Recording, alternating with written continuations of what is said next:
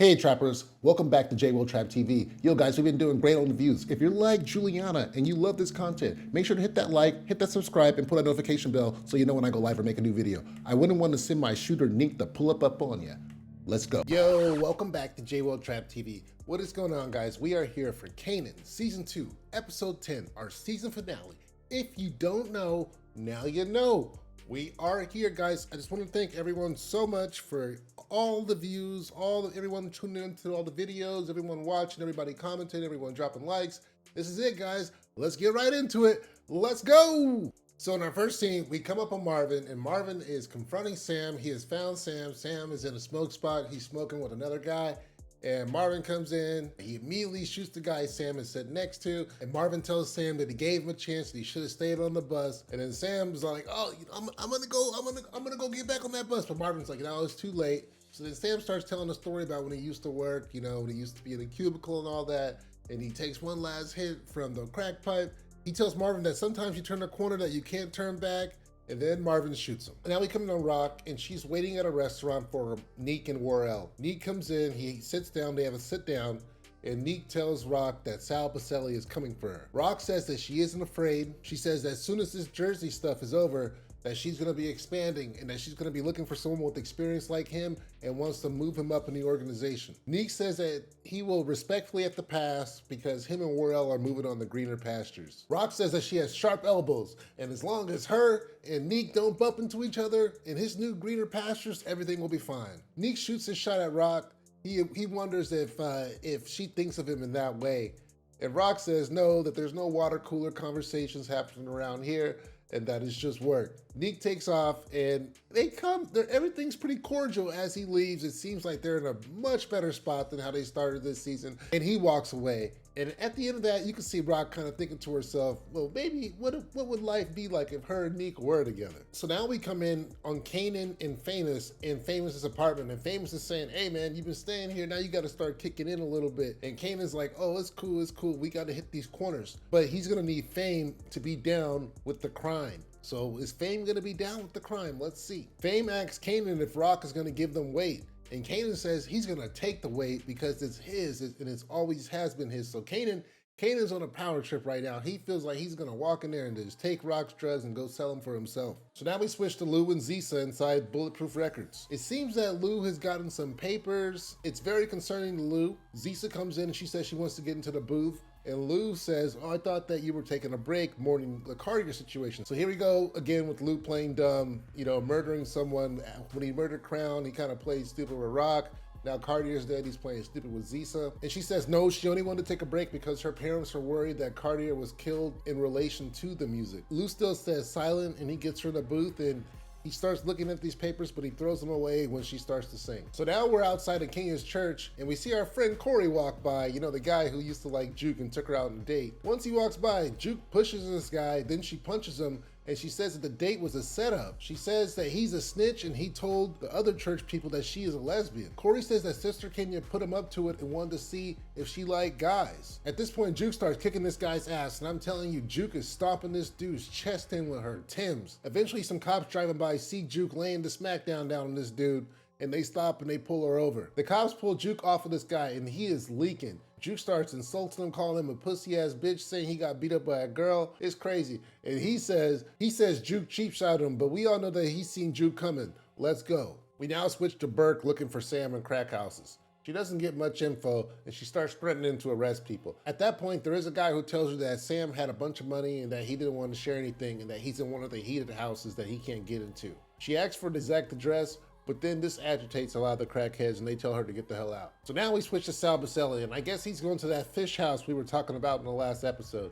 He's here to meet a guy named Stefano. Stefano is the mafia guy who controls the Jamaica Queens area, and he's going here to ask for permission to go to Royal Rock. He comes in and he says that he has an issue in Queens he needs to deal with, and Steph says that Rock came to see him as well, and that he's going to tell him the same thing he told Rock. He's saying to finish this for quickly and cleanly, and that he doesn't want to be involved, meaning that he's not going to come in with reinforcements or he's not going to manage anything. He says once this is all done, that Sal needs to get back on his side of the river and stay that way. As Sal is walking out, Stefano lets Sal know that Rock bought a bunch of fish tanks and a bunch of expensive fish, and that he also needs to pay tribute as well. So then Sal says he'll buy the biggest fish tank that he has. We now switch to Baisley, where Kanan is just picking up drugs and putting them in his bag. Marvin is like, yo, what's going down? Marvin walks up and goes like, yo, that's stealing. What are you doing? Kanan says that he's just taking what's his. Marvin says that this is stealing. He suspects that Kanan stole some money off the stash earlier, so I guess they're resolving that point with Marvin suspecting him that Kanan stole it. Marvin says that he's gonna have to need to tell Rock what's going on, and Kanan says that he doesn't care and he leaves. We now pop up on the detective that's investigating Freddy's murder. If you remember the last episode, Famous shot Freddy. We're talking to Mr. Ventura, and Mr. Ventura is playing dumb. He says he doesn't remember anything. The detective says, well, how could you not hear or see anything? A shooting that happened right outside your door. And the guy says he just doesn't remember anything. So the cop gives him the card and the guy throws it away when he leaves. So it looks like this whole Freddy murder that Fame did might become a cold case. So now we switch to Rock, Marvin, and Lou strategizing.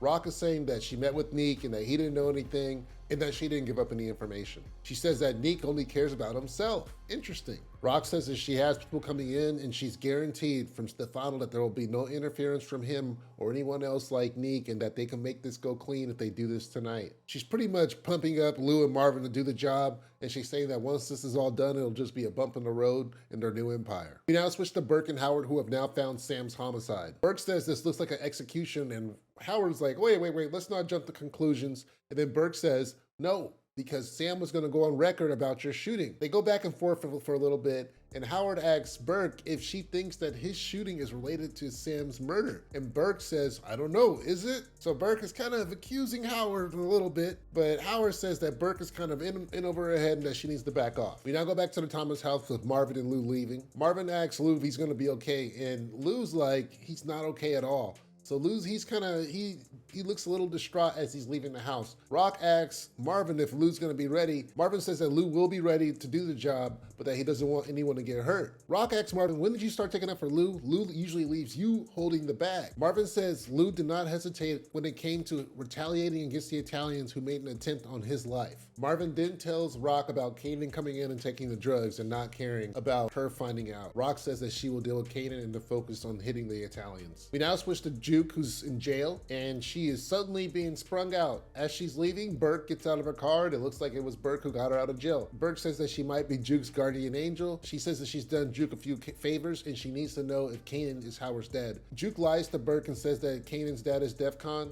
and covers up for Kanan. She also tells Burke that she needs to watch her back because other cops are coming for her. She thanks her for the assist and she takes off. We now switch, and it looks like Marvin and Lou are putting in that work against the Italians. They're masking up and they're getting the guns, cocking them and getting them ready. It reminds me of that scene back in season 1 with Neek. Man, tell our peoples upstate it's time to tool the fuck up, man. About to get real smoky out here. We see Lou using a Tech 9 again, which we have warned time and time against using in this show, but they use it anyway. They drop a few bodies and then Sal runs out and they shoot back, but it's already too late. The Thomas family put on a major show of force. We now switch to Kanan and Fame on the corners dealing drugs. It looks like Kanan is the one taking the money and Fame is serving the person the drugs. After they do a transaction, Fame comes over to Kanan and he asks Kanan if Rock is cool with them being on these corners. Kanan says fuck Rock and not to worry about her. End scene. Lou goes to the Carver Federal Bank to get clarity on these papers that he's received about Bulletproof Records. He finds out that Rock made a contract with Crown to take over his stake in the event that he died or was taken out. So now Rock is a 50% partner of Bulletproof Records. All the work that Lou has done to get full ownership of Bulletproof Records has been for nothing because now his sister's here and there's no way he's gonna go handle his sister the way that he did Crown or Cartier. Lou takes these papers and he storms off. So now we got Rock and Marvin meeting with Tremont. Rock is really excited and she's saying she's here to kick off business and she's asking them what kind of package they need and she's saying she can get it to them by the end of the week. Tremont says he doesn't need her package and that he's good. Tremont thanks Rock for taking out Cartier, saying that Cartier was the middleman and that she's also trying to be a middleman, but he doesn't need that. And it becomes very clear that he has gone around Rock to work with Hakeem directly to get his own drugs. They also mentioned that Rock is having a lot of issues with the Italians and they don't want to be involved in that. This all makes Rock royally pissed as she feels like she set this whole thing up. She went in, she killed Cartier. This was her whole deal. This was about to be her empire. And she stands up and she says, that she's gonna fuck them harder than they fucked her, and that she got bigger beef than he has. Draymond says, whatever, and he takes off. So this is crazy. Rock has been doing this play against Cartier, been sitting here doing this whole play against him for the whole season, and all of a sudden, once she does it, this dude Draymond, he tries to be more slick and take off with her reward. I don't think that's gonna work out for Draymond. And even Draymond said it himself. Rock is more cold-blooded than Cartier. And trust me, Rock gonna come for you, boy. Rock gonna be there episode 1, season 3. Let's go. So now we got Juke meeting with Nicole's dad, and she starts the scene off with saying that nothing that Howard is saying is true. She goes into telling Nicole's dad that Detective Burke has not manipulated them at all, and that Nicole got the drugs without Juke knowing out of Juke's backpack. This rocks Nicole's dad pretty hard. He tries to say, no. You're just trying to take this on to yourself because, you know, Burke was manipulating you guys, and Juke doubles down, tells him, no, Nicole got those drugs out of her bag without her knowing, and I know it's just a shocking thing, but this is what happened, and she leaves. So Nicole's dad, he's pretty rocked from this, and I don't know how he's gonna take this. I don't know if he's gonna flip again and start going against Juke and trying to get her arrested, because remember, it seemed like everything was okay a few episodes ago, and they came to this moment of clarity where they had a amicable relationship, but now that might go down the drain. When people lose their kids, they stop at nothing. They get some new information, then the next thing you know, devil horns come right back out. So I have a feeling next season, this guy, he's gonna be on Juke's neck. So now we switch back to Kanan. Burke drives by, she's going down the street. She drives by Kanan, sees him dealing on the corner. She turns around, she pulls over, and she arrests Kanan. Famous is able to escape with the drugs. Rock goes to speak to the Colombians to figure out what happened with this whole Draymond deal. She walks in and we see Juliana sitting there all dolled up again, and we find out Juliana is the reason why this all happened. It turns out Draymond visited Juliana at the store, so he was doing all that recon on Rock's organization, seeing what she does, all that stuff. Then he went to the store, met Juliana, and made his play. Rock tries to tell Haquin that business partners shouldn't sideline each other and that Haquin needs to check Juliana. Hakeem says that he trusts Juliana's business decisions and her business acumen, and Juliana chimes in and says that it was smarter that they don't work with Rock anymore at all. Rock says that she's strong enough to find another connect, and Juliana tells Rock just to go find one. Rock then looks at Juliana and says, hey, you're punching up your weight class, so you need to be careful what you're doing. You're not really as good as this that you think you are, and you're kind of getting into somewhere you shouldn't be. Rock takes off, and then Hakeem tells Juliana that Rock can be dangerous. So next season, oh man, that's what I'm saying. Juliana, you weren't that strong. You could even handle your husband. Rock had to handle your husband for you. And now you over here trying to cut Rock out the connect? That ain't gonna work for you, girl. You better watch out. Don't be in that bodega by yourself. Just because you be watching that J-World Trap TV don't mean I won't be able to protect you from Rock. So now we got Burke talking to Kanan. She takes him to where Kanan shot Howard, and she tries to get him to admit that Howard is his father. Kanan reasserts that DEFCON is his dad, like everybody else has been saying in the episode, and Burke is just not buying it. Burke says she knows that it would not be a good look for everyone to know that Kanan is Howard's son and that Rock was an informant and pretty much a snitch. Kanan says that she's really overstepping a line when she says that, and then Burke says forget it, that she's gonna bring him in for possession. Kanan yells that he doesn't have anything, and Burke says that she's gonna flake him for it. This makes Kanan upset because she legitimately did not find anything on him or have any reason to detain him, so he pushes her down. Once Burke hits the ground, she looks up at Kanan because now she knows that she has him for assault on a police officer, and then Kanan takes off. She screams saying she knows where to find him. So now we switch to Marvin. He's getting home. It's been a long day, murdered someone this morning. He tries to relax, and he starts hearing some movement in the house. So he picks up his gun, and he starts checking out the house. He gets to Juke's room, and he finds Juke in there, so he's able to relax. There's no one in there trying to kill him. He checks in with Juke, and he finds out that Juke is pretty much moving back into the house, which is great. Juke asks about the dog LT, and Marvin says that he had to give him up to a better family. He then tells Juke that they gotta take care of each other. We switch to Rock at her new house, and we can tell that she's really upset about the whole Kanan situation and maybe this Italian thing. She reads a note in the vase that the realtor left about well wishes for the house, and she throws the vase against the wall. Lou comes in to confront her about the label, and at first she says that she doesn't have time and doesn't want to do this. But Lou is steadfast, and he definitely wants to talk about how she's a partner at the label. Rock tells Lou that she's always had a hand in the label. His piece was her piece, and now she has Crown's piece. She said that she was into his own shit too much to see what was going on. He asked if he was too far into his own shit last night when he killed Italians, when he killed Kanan's friend, or when he had to stand by when Rock killed Scrappy. Rock tells Lou that she has to own all mistakes, and that Scrappy wasn't a snitch and that it was his mom. This really rocks Lou. You see him, you can see the emotion on his face. It really drives him crazy, the fact that Scrappy had to die for nothing. But Rock continues to yell at him, and she eventually grabs his face and tells Lou that she owns him. You guys gotta go watch that. It was pretty intense. We now switch to Howard and Kanan talking. He's recounting the story with Burke. He lets Howard know that he had to push Burke down, that Burke keeps pressuring him with questions about Howard. Howard says that she doesn't know anything, but she thinks she does. He says that he, Kanan, and Rock need to get together to get their story together if they're gonna be able to overcome Burke. We see that Burke is meeting with Adina, and she's telling Adina that she believes Howard is trying to set her up. Adina asks her if she believes that Howard is trying to set her up just based off of what Juke is saying, and Burke says yes, because everything that Juke has ever told her has been right. So now this is where things get crazy. The show starts to show us where everyone is as the Italians prepare to make hits. First they switch to Lou in the studio. He's grabbing all of his stuff.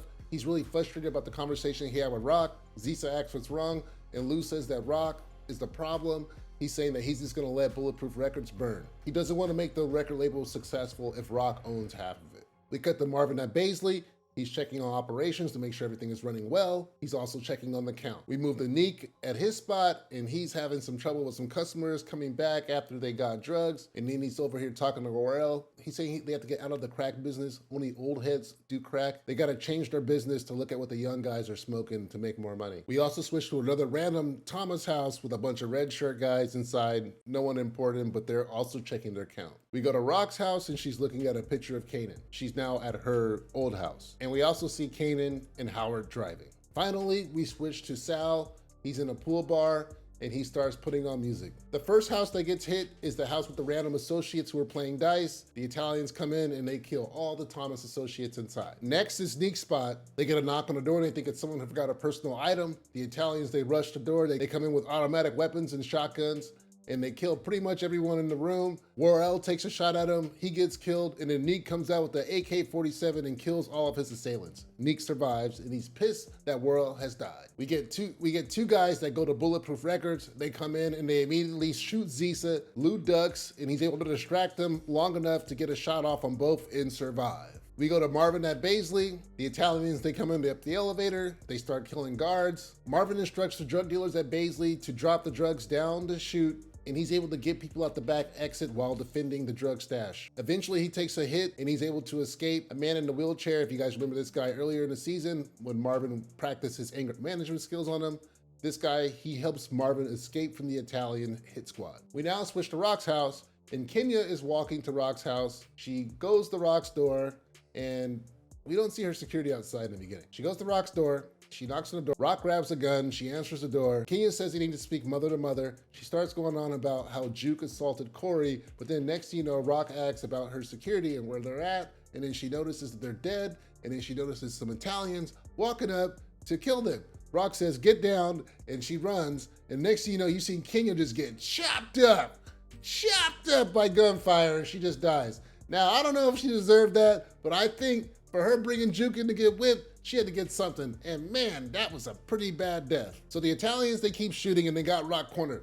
They come into the house and Rock takes out two. Next thing you know, Rock, she's hurt, she's taking a shot, she gets cornered by Dario. He comes in and he talks some crap, he kicks her gun towards her, trying to give her a chance to pick it up and shoot him back. Rock tells him to do what he came to do.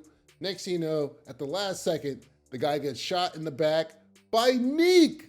Neek came to save Rock. Oh my God, he shot his shot and he came to save Rock. Oh my God. Neek helps Rock up and he says, Southside. They walk outside and we can see Howard and Kanan pulling up, and Kanan's shocked to see everything that's happening. And we get a Kanan monologue and he's just pretty much saying, hey yo, at the end of the day, everybody from Southside Jamaica, Queens, we stick together. All right guys, man. Okay, so that was a crazy finale. Let me give you guys my final thoughts, okay? So for the most part, we pretty much survived that Boselli onslaught, right? We did lose Zisa, we did lose Worrell, and we did lose Kenya. We also lost a few redshirt Thomas associates. Sam was also killed by Marvin in the beginning of the episode. Burke didn't make much progress in her case in this episode. She just went around asking about information she already knew, and no one really confirmed it for her. Burke also knows from Juke that Howard is working to undermine her investigation. So that's probably gonna be one of the major points going into next season. Burke and that investigation, now that she knows, what is she gonna do? It looks like Howard is gonna team up with Rock, so it's gonna be hard for her to overcome that kind of partnership. So let's get into our lingering Thomas family drama. So we got Kanan and Rock, and after Kanan seeing that attempt on Rock's life, I think they're gonna be pretty close going into the next season. They're gonna mend that really quick. Also, we seen that Kanan pulled up to Rock's house with Howard. Now, in any other circumstance, you know, with Rock not being shot, she would totally not be cool with her rolling around with Howard.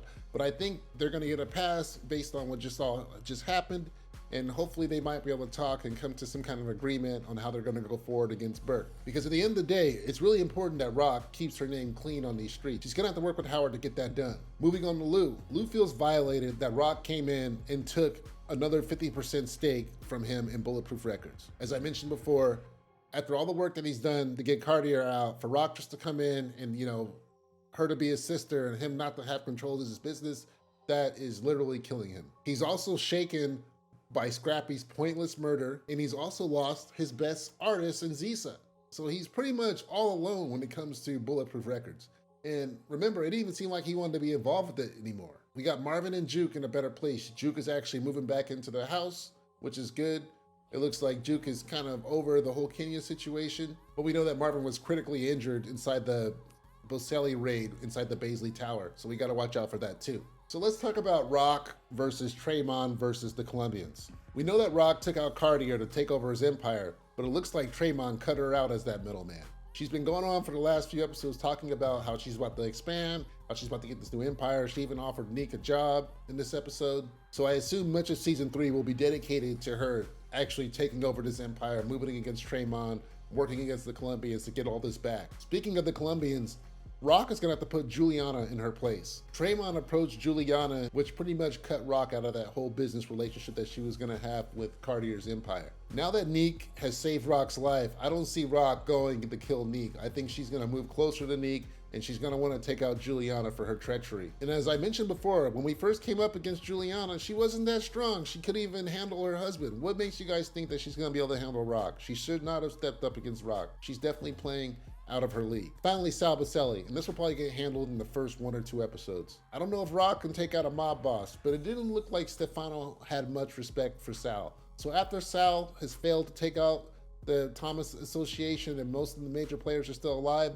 Sal is going to be pretty vulnerable and Rock may be able to make a move. It also looks like Fame is going to continue to get investigated even though Mr. Ventura didn't say anything to the detective. He still has that card and he might make a call eventually. We also didn't really get any more details on Scrappy's mom besides Rock knowing that she is a snitch. That wasn't made immediately clear when Howard told Rock that Scrappy wasn't a snitch, but I guess Rock now knows that it was Scrappy's mom. We did not see Palomar, nor did we see Corrine. And it doesn't look like we're gonna get a time skip now that we're gonna be focused on Burt, Tremon, and the Colombians. All right, guys, so it's been a wild ride. Make sure to keep an eye on my channel to see where I go next. I devs want to do BMF and Power Book Season 2, but we really don't know when they're coming. I think January for BMF, but I haven't heard about Power Book 2. Keep it locked here. Make sure to hit that like, hit that subscribe, put a notification bell. Thank you guys for watching all my videos. I'm gonna be back and do like a season review and rank each episode of which ones I like the most out of 1 through 10. So make sure you guys check that out next week. Okay, thank you guys again. All right, peace.